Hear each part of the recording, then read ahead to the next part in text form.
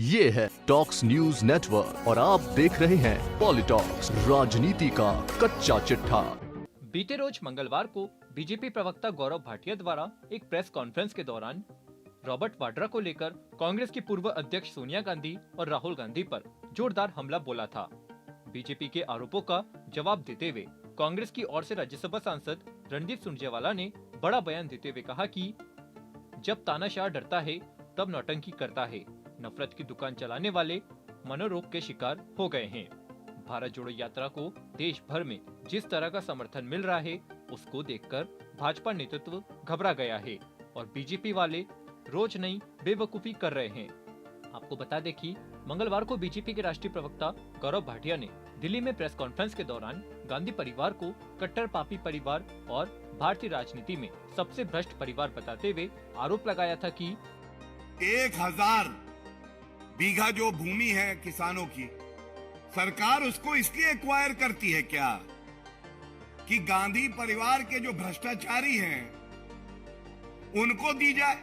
किसान से लो, रॉबर्ट वाड्रा को दो।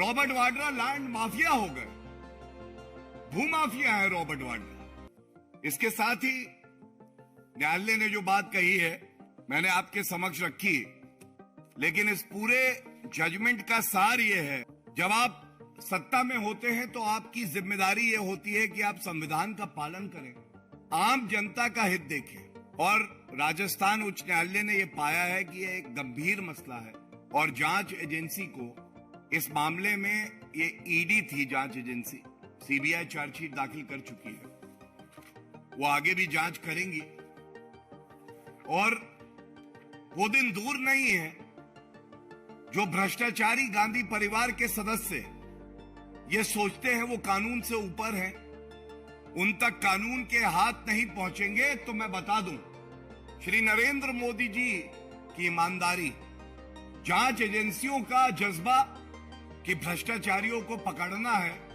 आज गांधी परिवार जो भ्रष्टाचार करते हैं थरथर कांप रहे हैं और ये अच्छा है। वहीं बीजेपी के आरोपों का जवाब देते हुए वरिष्ठ कांग्रेस नेता रणदीप सुरजेवाला ने कहा कि बीजेपी वाले कहते हैं कि कांग्रेस ने बीकानेर में किसानों की जमीन 2 फर्जी व्यक्ति को दे दी, उसके बाद स्काईलाइट हॉस्पिटैलिटी और रॉबर्ट वाड्रा को बेच दी, जबकि कांग्रेस सरकार ने 2008 से 2013 के बीच किसी किसान की 1 इंच जमीन नहीं ली और न किसी व्यक्ति को दी।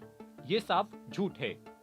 बल्कि बीजेपी सरकार ने 2007 में हरिराम और नाथाराम को ये जमीन अलॉट की थी। इसके बाद 19 नवंबर 2007 को बीजेपी के ही शासन में उन्होंने जमीन 2 लोगों राजेंद्र कुमार और किशोर सिंह को बेच दी। सब कुछ उन्हीं की सरकार के समय हुआ है। जमीन बीजेपी ने अलॉट की, म्यूटेशन, बिक्री और सेल सब बीजेपी की सरकार के दौरान हुई है। सुरजेवाला ने आगे बताया कि उसके 28 महीने बाद 4 जनवरी 2010 को 32 हेक्टेयर जमीन स्काईलाइट को बेच दी। बाद में सरकार ने पहले सेल को ही निरस्त कर दिया, जिसका नुकसान स्काईलाइट और रॉबर्ट वाड्रा को हुआ। बीजेपी ने 2014 को 4 एफआईआर दर्ज की, तब रॉबर्ट वाड्रा का कहीं नाम नहीं था।